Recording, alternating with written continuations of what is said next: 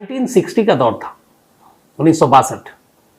तब इलाहाबाद हुआ करता था और इलाहाबाद रेलवे के स्टेशन के बाहर जब लोग मुसाफिर उतरते थे तो आमतौर पर तांगे का इस्तेमाल किया करते थे अपनी अपनी मंजिल तक पहुंचने के लिए। तो उन्हीं में एक तांगा वाला था, उसका नाम था फिरोज। फिरोज तांगा वाला तांगा चलाने का काम करता था। उसके बाद शादी हुई और फिरोज का ही जो बड़ा बेटा है उसका नाम रखा अतीक अहमद। इलाहाबाद में एक जगह है चकिया, जहां का ये रहने वाला, उसी वक्त वहीं घर था, एक छोटा मोटा घर, बिल्कुल गरीब परिवार। पर फिरोज को यह था कि उसका बेटा, और भी बेटे हुए 3-4, कि ये बड़े होकर सब पढ़ाई लिखाई करें, अच्छे इंसान बने। बट बाप का सपना टूटा। बच्चों को भेजा तो स्कूल था, 10वीं तक अतीक अहमद स्कूल गया। 10th क्लास में वो बोर्ड के एग्जाम में फेल हो गया। जब फेल हो गया तो घर पे डांट भी खाई, मार भी खाई, लेकिन इस दौरान में कुछ बुरी सोहबत के साथ भी उसका वास्ता पड़ा। अब वो लड़कों के साथ इधर उधर भटकने लगा। उसके लिए पैसे की जरूरत थी। बाप गरीब, तांगा चलाता, वो कहां से लाए। बीच में कुछ दिन कहते हैं कि जब बाप बीमार होता था तो इसने खुद तांगा चलाया था। लेकिन हुआ ये कि उसके बाद 10वीं जब फेल कर गया तो फिर इसने कहा कि अब पढ़ाई लिखाई छोड़ो। इलाहाबाद में उस वक्त फिर इसने जो चोरी की शुरुआत की, सबसे पहले इलाहाबाद में रेलवे से कोयला चुराया करता था। उस वक्त मालगाड़ी और ये सारी चलती थी, स्टीम इंजन हुआ करता था, तो कोयला खूब सारा रखा होता था, तो कोयला चुराना। फिर रेलवे के कबाड़ को चुराना शुरू किया और इस तरीके से पैसे कमाने शुरू किए। कुछ लड़के जुड़ते गए तो धीरे धीरे चकिया के लड़कों का एक गैंग बन गया और उस गैंग का सरदार खुद अतीक बन गया। अब इनकी हिम्मत बड़ी, लोगों से छीना छपड़ी करने लगे, कुछ को धमकाने लगे, दुकानदारों से जबरन पैसा लेने लगे। कई लोगों ने कंप्लेंट की पुलिस को, लेकिन उस वक्त पुलिस का ध्यान अतीक पे गया ही नहीं। दरअसल उस वक्त पुलिस के लिए एक और शख्स था जो आतंक बना हुआ था और पुलिस को लगा कि ये क्या, ये बच्चों के पीछे पड़ना। शौक इलाही एक शख्स था 80 के दशक में इलाहाबाद में।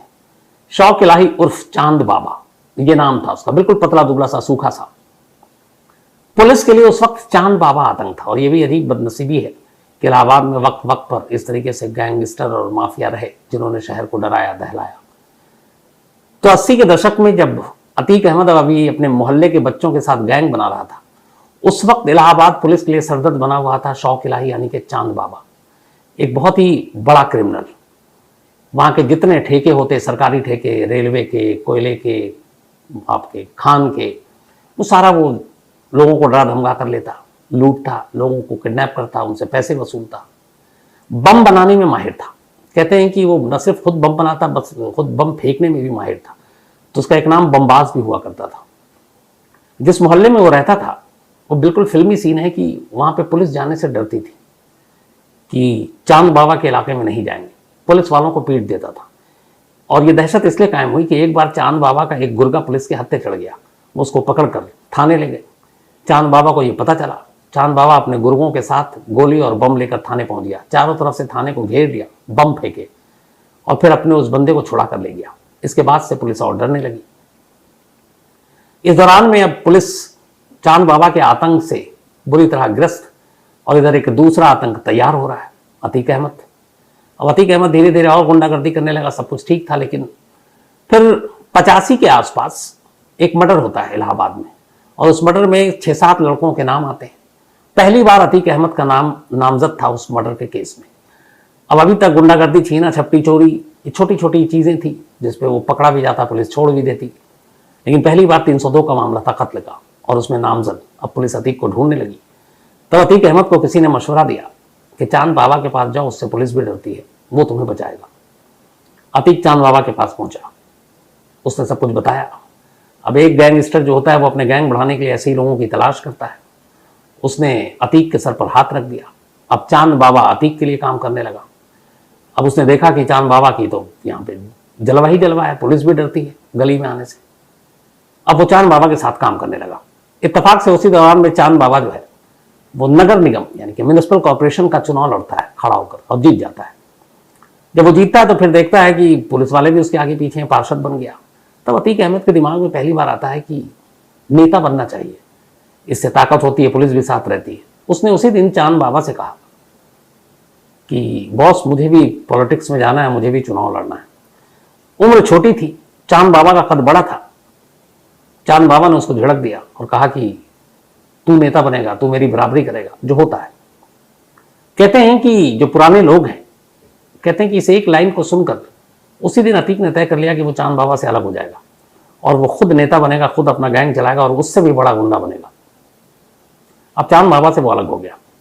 अलग होने के बाद अब चांद बाबा के गैंग और अतीक के गैंग, जो चकिया गैंग है, इन दोनों में आपस में लड़ाई शुरू हो गई। इस लड़ाई में दोनों तरफ से खूब बम चलता, गोली चलती। अब इधर इलाहाबाद पुलिस को पता चली कि एक अतीक नाम का लड़का है, उसने अपना गैंग बनाया और वो शहर के सबसे बड़े क्रिमिनल चांद बाबा से लड़ रहा है। पुलिस के लिए भी हमेशा होता है दुश्मन का दुश्मन दोस्त। पुलिस ने कहा कि एक काम करो, चांद बाबा का आतंक बहुत ज्यादा है, इसको खत्म करने के लिए अतीक गैंग का सहारा लेते हैं। और अतीक इतना बड़ा नाम और इतना बड़ा गुंडा भी है नहीं, बाद में इसको देख लेंगे। अब चांद बाबा गैंग को कमजोर करने के लिए पुलिस ने अतीक का सहारा लेना शुरू कर दिया। वैसे ही जैसे ये शुरू से होता है अंडरवर्ल्ड में, छोटा राजन और दाऊद का भी ऐसे हुआ। जब ये दोनों अलग हुए तो छोटा राजन ने सारे इनपुट डी कंपनी के खिलाफ देने शुरू किए। हर गैंग में, राइवल गैंग में यही होता है। मुंबई में जो इनकाउंटर होते हैं उसमें दोनों गैंग अलग अलग इनकाउंटर कराते हैं। तो अब यहां पर पुलिस अतीक को शह दे रही है चांद बाबा के खात्मे के लिए। धीरे धीरे काम होता जा रहा है, चांद बाबा का गैंग कमजोर पड़ता जा रहा है। लेकिन इस शह के चक्कर में अब अतीक को यह था कि पुलिस तो मेरे साथ है, हम दूसरे गैंग को खत्म कर रहे हैं। तो वो उस गैंग को खत्म करने के साथ अपना गैंग का भी काम करता जा रहा है। लोगों को लूटना, जमीन कब्जाना, मारना, पीटना, मतलब बेलगाम हो गया, क्योंकि उसे लगा कि पुलिस मेरे साथ है। साल 2 साल के अंदर ये नौबत आ गई कि अब इलाहाबाद पुलिस को अपनी गलती का एहसास हुआ। उन्हें लगा कि चांद बाबा को खत्म करने के चक्कर में अतीक का को शह दिया, लेकिन ये तो उससे भी खतरनाक होता जा रहा है। अब क्या किया जाए? इस दौरान में मर्डर का एक केस था ही। इलाहाबाद में एक नए अफसर आए, वो बड़े सख्त थे।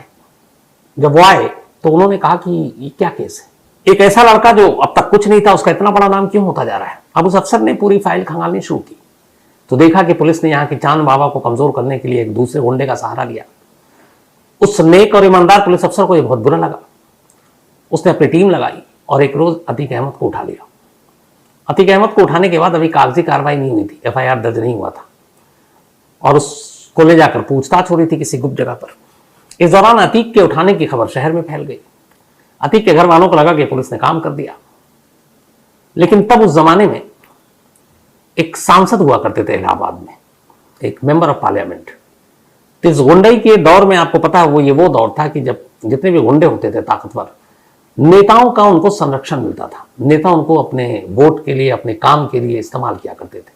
और तब तक अतीक कई नेताओं के संपर्क में आ चुका था और ये जो सांसद साहब थे वो उनके भी संपर्क में था। तो अब खबर पता चली कि अतीक को उठा लिया गया है। कुछ लोगों को लगा एनकाउंटर हो गया। बात MP साहब तक गई।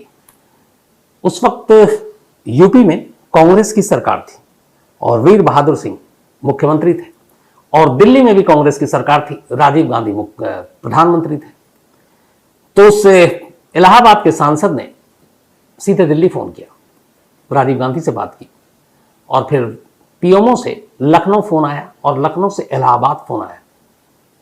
इसके बाद अतीक अचानक सामने आ गया, छूट चुका था। अब वो बाहर आया। पहले चांद बाबा, एक क्रिमिनल का उसके सर पर हाथ था। अब उसे लगा कि एक सांसद का हाथ है और उसने पावर भी देख लिया, कैसे दिल्ली से फोन आता है और कैसे छूट जाते हैं। उसे लगा कि नहीं, अब गुंडागर्दी के साथ राजनीति बहुत जरूरी है। अब उसने चुनाव लड़ने का फैसला कर लिया। 1989 में यूपी में विधानसभा का चुनाव था, लेकिन उसके ऊपर तब तक करीब 65 केस हो चुके थे, जिसमें मर्डर का भी केस था। तो कोई भी पॉलिटिकल पार्टी उसको टिकट नहीं देना चाहती थी कि एक दागी जिसके ऊपर इतने केस हैं उसको देकर फिर भद्द पिट जाएगी। तो किसी भी पार्टी ने उसको टिकट नहीं दिया। उसे लगा कोई टिकट तो दे नहीं दी, तो चलो इंडिपेंडेंट खड़े हो जाते हैं। इलाहाबाद पश्चिम सीट से 1989 में अब अतीक अहमद इंडिपेंडेंट खड़ा हो जाता है, चुनाव लड़ता है। लेकिन यही एक कहानी और शुरू हो जाती है। जब वो टिकट अपना इंडिपेंडेंट लड़ता है, पर्चा भर देता है, तो पता चला कि उसी सीट से उसके पुराने गुरु और सबसे बड़े दुश्मन चांद बाबा ने भी पर्चा भर दिया।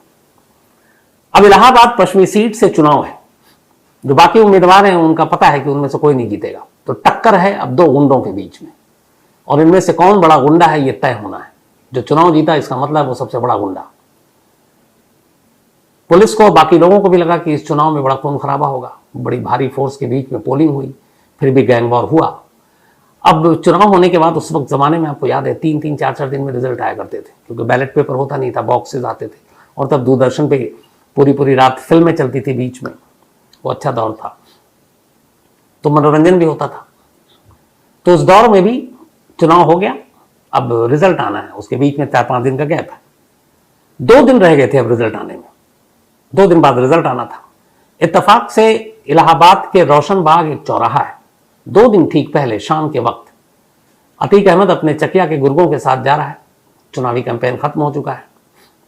इधर चांद बाबा भी अपने गुर्गों के साथ जा रहा है, और दोनों उसी रोशन बाग चौराहे पर आमने सामने आ गए। दोनों एक दूसरे के दुश्मन देखते ही दोनों ने की तरफ से एक दूसरे पर गोलियां चल गई, बम चल गए, और इस गोलीबारी में चांद बाबा मारा गया। चांद बाबा मारा गया, अतीक भागा। 2 दिन के बाद नतीजा आया, जब बक्सा खुला वोट का, तो अतीक अहमद चुनाव जीत चुका था, यानी अब घोषित तौर पर वो इलाहाबाद का सबसे बड़ा गुंडा हो गया था। और चांद बाबा चौथे नंबर पर रहा, 4,000 नहीं बल्कि चौथे नंबर पर रहा। तब घोषित तौर पर अतीक जीत गया, विधायक बन गया। विधायक बनते ही अब उसे लगा कि अब तो क्या है, सरकार सत्ता सब अपने साथ है। फिर इसके बाद जो उसने जुल्म करने शुरू किया लोगों की, उस वक्त ये दौर था जब इलाहाबाद में मतलब शहर बदल रहा था, नई नई कॉलोनियां बस रही थी, नए नए कल कारखाने खुल रहे थे, नए नए प्रोजेक्ट्स आ रहे थे, जमीन के भाव आसमान छूने लगे थे। और ऐसे वक्त में जब एक शहर का नक्शा बदल रहा है तो ऐसे गुंडों के लिए बहुत सही टाइम होता है। अब उसने उस मुंह मांगी जो जमीन है उस पर कब्जाना शुरू कर दिया, जो भी कंट्रोवर्शियल प्रॉपर्टी होती, कोयला से लेकर खदान और इन सारे जो ठेके थे उसमें अब उसका दखल हो गया। अब धीरे धीरे इलाहाबाद में यूं आलम था कि उसकी मर्जी के बिना कुछ होता नहीं था। अब चूंकि विधायक था तो कोई हाथ भी नहीं डाल सकता था। इसके बाद फिर पहली बार जब विधायक बना, फिर उसके बाद अगले 3 और चुनाव में वो इसी सीट से लड़ा, इलाहाबाद पश्चिम सीट से, और तीनों बार इंडिपेंडेंट लड़ा और जीत गया। अब उसका कद बढ़ता जा रहा था। इधर 3 बार लड़ने के बाद अब पॉलिटिकल पार्टी में भी उसकी इंटरेस्ट शुरू हो गई अतीक अहमद में। यार ये एक है जो 3 बार से चुनाव जीत रहा है, इसका मतलब इलाके में दबदबा है। और पता है आपको, हमारे नेता और पॉलिटिकल सिस्टम, उन्हें सिर्फ वोट और सीट चाहिए। सामने वाला गुंडा है, बदमाश है, रेपिस्ट है, कातिल है, उन्हें इससे कोई मतलब नहीं है। तो ऐसा नहीं है कि उसने, अतीक अहमद ने वहां पर कि सिर्फ खास लोगों को निशाना बनाया, उसको सिर्फ दौलत से मतलब थी। इल्जाम यह तक कि जिस मोहल्ले में वो रहता था वहां के कब्रिस्तान तक की जमीन को उसने कब्जा लिया था। जो उसके खिलाफ जाता उसे मार देता। कहते हैं कि अतीक के खिलाफ जितने रिकॉर्ड पर क्राइम है उससे कहीं ज्यादा तो वो हैं जो रिकॉर्ड पर कभी आए ही नहीं, जिनमें कत्ल के ही बहुत सारे मामले। तो जब वो 3 बार चुनाव जीत गया तो पॉलिटिकल पार्टी में दिलचस्पी जागी। इसके बाद समाजवादी पार्टी ने, मुलायम सिंह से उसकी नजदीकी थी, उन्होंने उसको टिकट दिया और फिर पहली बार सपा के टिकट पर वो जीता। फिर एक बार उसने अपना दल के टिकट पर चुनाव जीता, 5 बार जीत गया। लेकिन अब उसे 5 बार विधायक बनने के बाद लगा कि मैं चांद बाबा जैसा लोकल गुंडा नहीं हूं, मैं सिर्फ इलाहाबाद और चकिया तक सीमित नहीं रहना चाहता हूं, मुझे इलाहाबाद से बाहर भी निकलना है। फिर उसकी नजर अब दिल्ली पर थी, लोकसभा पर थी। इत्तेफाक से 2004 में उसे यह मौका मिल गया। 2004 में मुलायम सिंह यादव ने अतीक अहमद को फूलपुर लोकसभा सीट से टिकट दे दिया। फूलपुर से अब वो चुनाव लड़ता है, न सिर्फ लड़ता है बल्कि जीत जाता है। 24 जून 2004 शाम के करीब 5:44 का वक्त है। मैंने वीडियो देखा इसलिए आपको बता रहा हूं। इलाहाबाद की चकिया से निकला हुआ एक गुंडा, जिसके ऊपर कत्ल के अनगिनत मामले, और अब तक तो उसके ऊपर 80 के करीब, 80 से ऊपर हो चुके थे। मैं 2004 की बात कर रहा हूं। फूलपुर लोकसभा से चुनाव जीतकर दिल्ली पहुंचता है।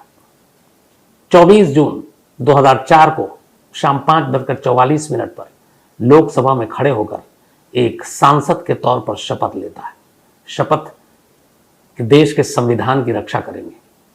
कमाल देखिए कि उसी लोकसभा में वो लोग बैठते हैं जो देश की कानून से खिलवाड़ करने वाले अपराधी उनके लिए कानून बनाते हैं कि उनके लिए क्या सज़ा होनी चाहिए, कैसे सज़ा होनी चाहिए, कैसे लॉ एंड ऑर्डर अच्छी होनी चाहिए।